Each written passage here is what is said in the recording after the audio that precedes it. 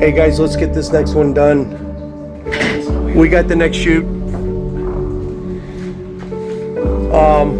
This next one I'm thinking about is the topic of cults. I just brainstormed a few ideas. We're going to talk about cults, what they mean, how they're different from religions. Let's see. First off, but I want to get just some initial thoughts. All right, so I'm going to. First off, let's brainstorm. Let me hear some ideas. What do you think is a definition of a cult as it is described as uniquely a cult and not a religion? So what is uniquely a cult? They believe that someone either currently in their congregation or previously had something divine about them. Whereas a church doesn't necessarily do that, but you go to any of the other cults, it's a lot of times they can follow mainstream religions. There are Christian cults, but they tend to believe that their leader was the 13th apostle or something like that. Oh, so a human leader as what kind of qualities, as opposed to religion? Charismatic, especially. Yep, I got that on my list. Charismatic leader, number 3. They exert inordinate amounts of control over the lives of their followers. They may claim some divine status for themselves. You know where I'm going with this, right? Because I'm going to tie it back to now what charismatic leader on the religion side does the exact same thing. Commands control of their subordinates. Jim Jones? No, a religious leader, not a cult leader. No. So what I'm trying to point out is what makes a cult different than a religion. Bottom line, was Jesus not a charismatic leader who commanded his followers to believe a certain way, Himself divine. Who declared himself divine? I don't know. I saw a fun definition one time that said that the difference between a cult and a religion is that a cult has a charismatic divine leader, and in a religion that person's dead. If you're asking me, the biggest difference between a cult and a religion is can the leader die and come back 3 days later? If he can, then all of a sudden you've got to rethink yourself. If he can't, so for example, in the first century and in all the times surrounding that, you had a lot of messiahs, right? Messiahs, and so they all claimed they would pull people away. They do this, they do that. I don't know the names of them, but I know that they existed. I know that they pulled people away. I know that they were, in that sense, charismatic, and everyone, thought, hey, maybe this is the one. No, maybe that's the one. Well, they have trouble. They just really have trouble coming back once they're crucified. Has David Koresh come back yet? Well, There are people who think he has. He still has a following in Waco that says he's still around. That he came back from the dead. Okay. That was 30 years ago. Where was Christianity 30 years after Jesus? Maybe so. That kind of impact, but maybe so. Well, 2,000 years from now, maybe there'll be 2,000 years from now, maybe David Koresh will be, leading this great following, and there'll be, the largest religion in the world. And we'll be the anti-Koreshers.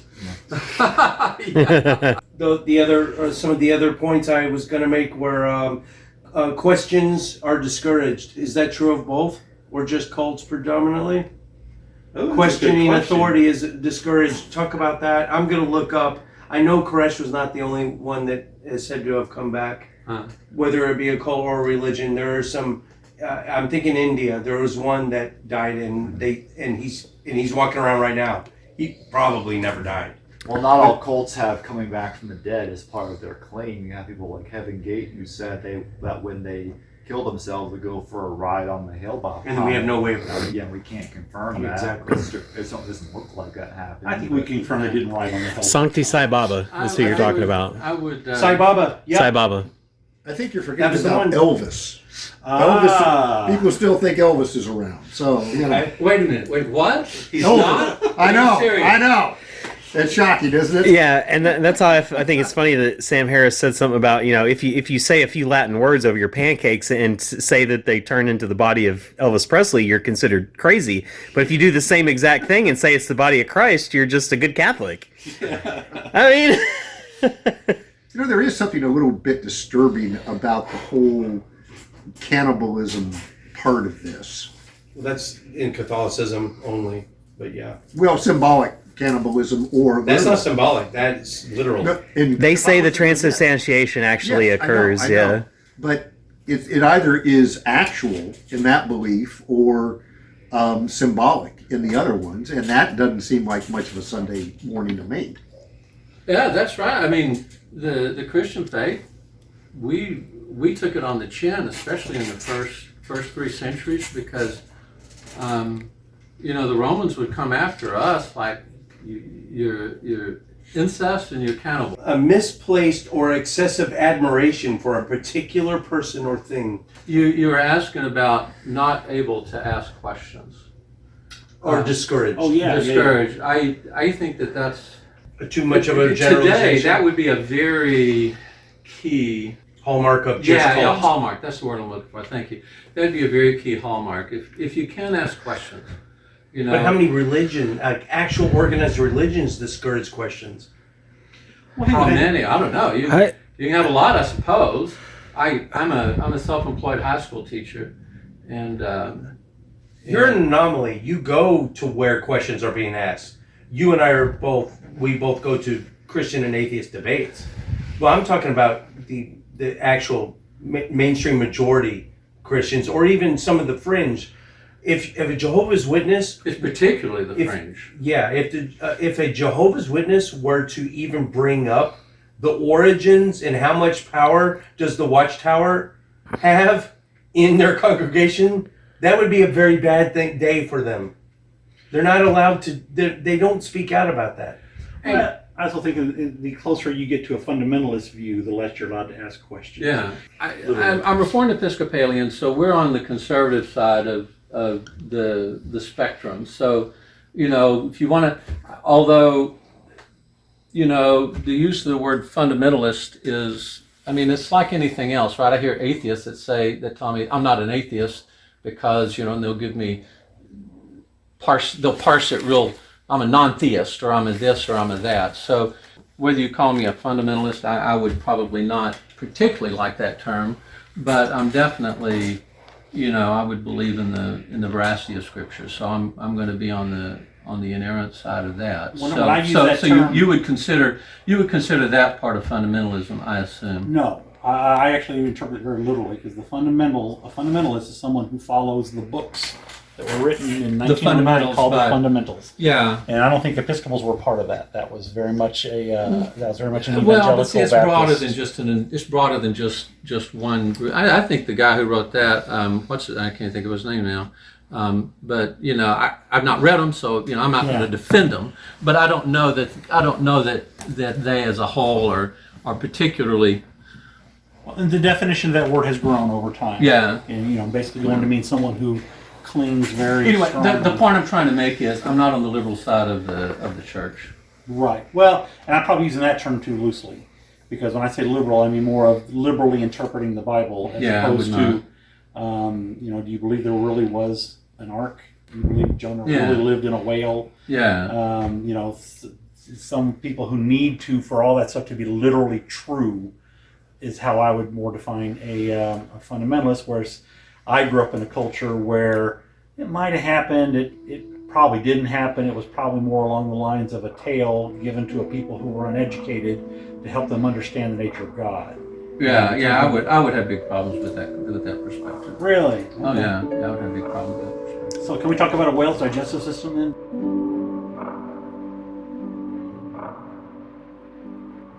You're saying you take the Jonah story literally? Yeah.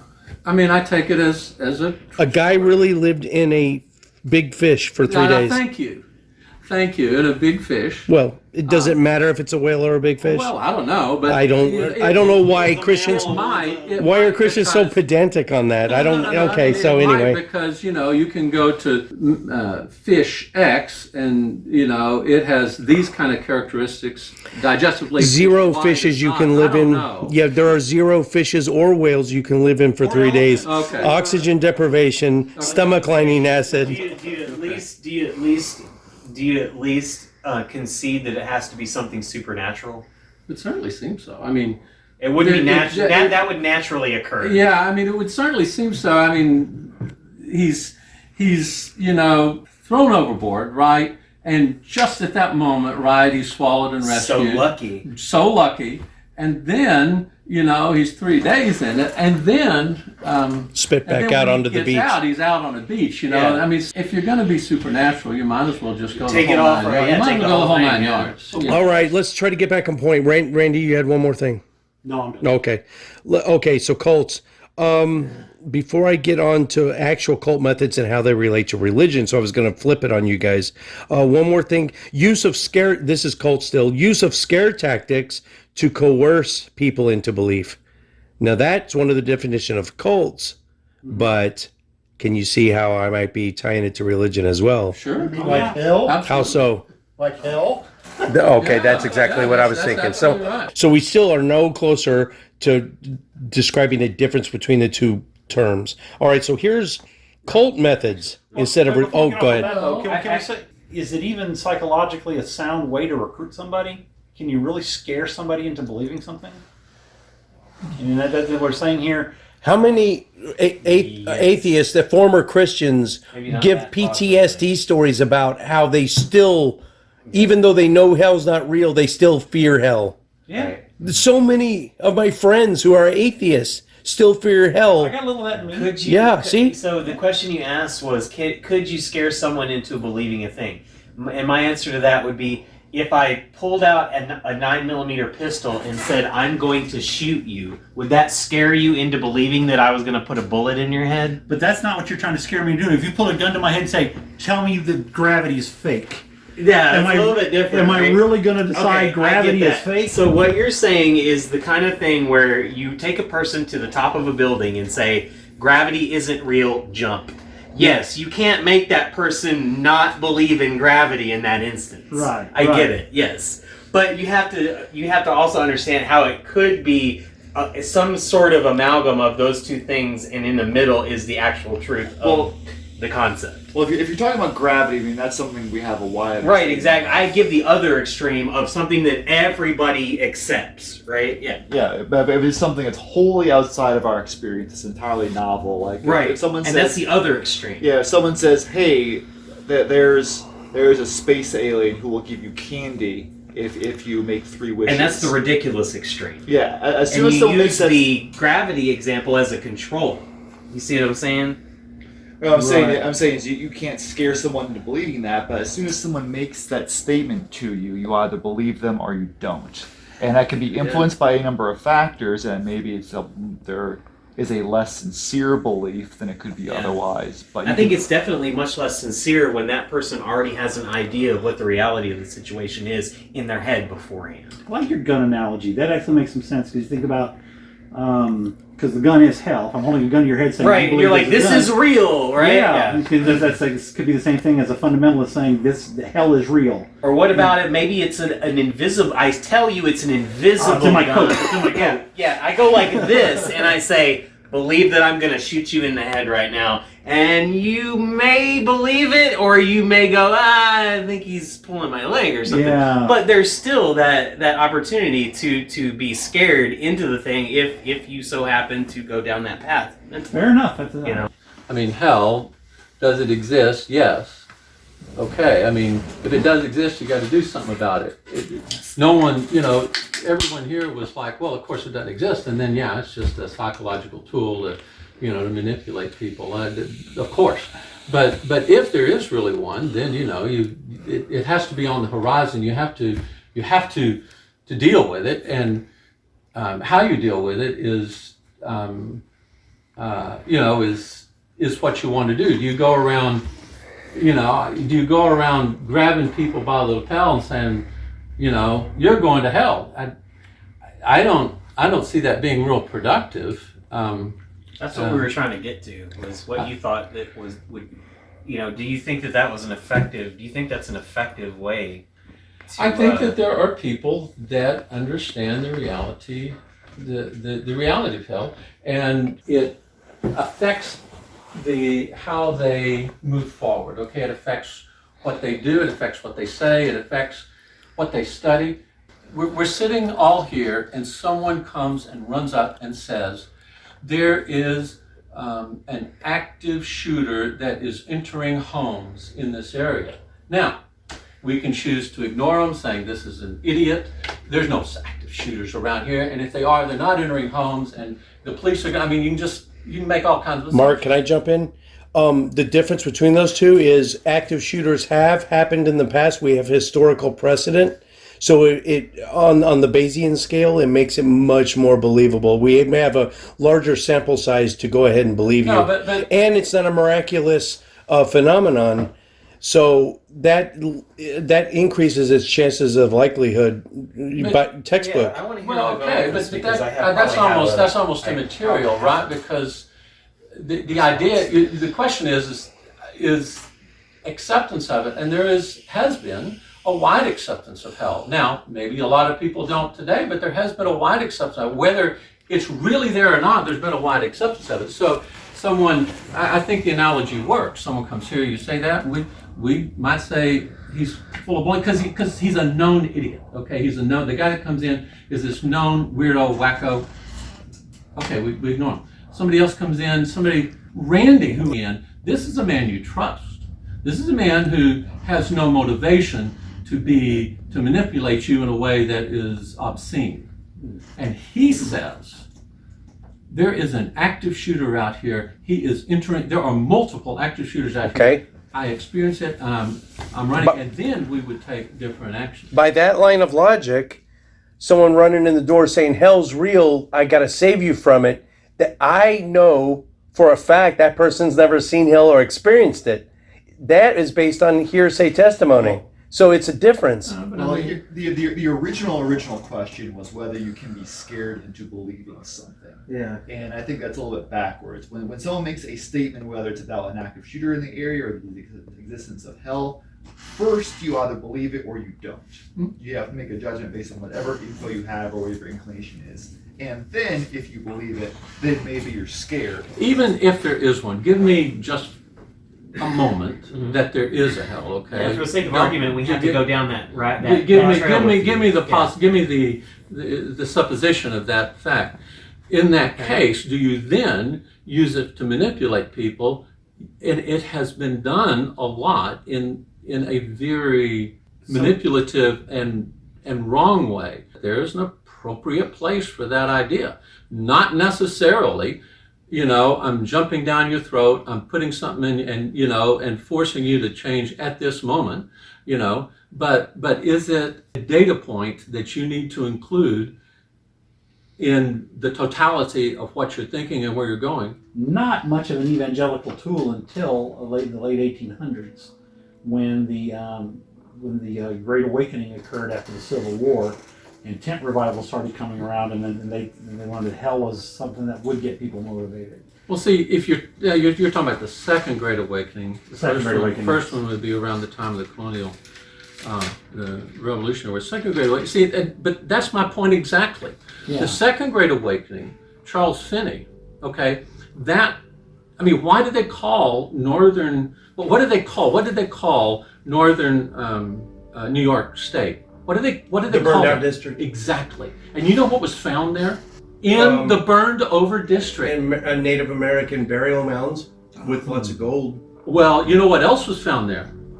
The golden tablets. Tablets. Exactly. What, the Mormon tablets? Yes. That they found it there. You're getting ahead. You're spoiling my whole thing. Damn it. Shush. Anyway, this is a great segue. Get us back on track. That was a great talk. We got to stay on topic. Time is a factor now because we have a talk with Otangelo in less than 3 hours.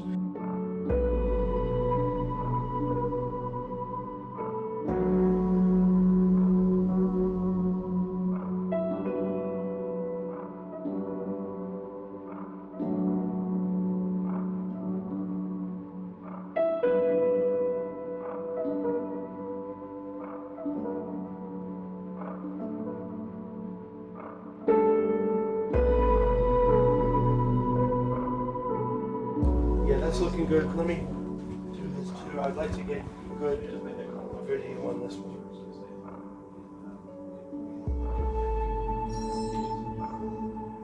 Rolling? Yeah, we're rolling. You guys are good. We're good?